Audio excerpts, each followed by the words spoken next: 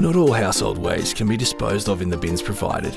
Some items are considered hazardous and need to be disposed of responsibly to minimise risk to you, our workers, the community and the environment.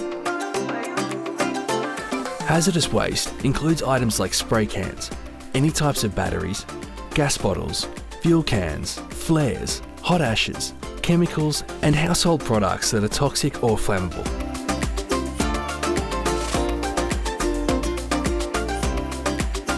Disposing of these items in your curbside bins or council clean-up pile can cause fires in our garbage trucks, putting our workers and the broader community at risk.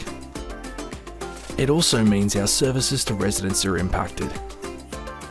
We know you love our garbage trucks and our friendly drivers.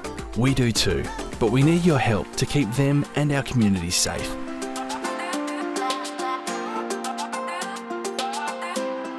Don't put these hazardous items in your curbside bins or on your pre-booked council cleanup. And never pour chemicals down the drain, as this might damage your pipes and can have drastic impacts on our waterways.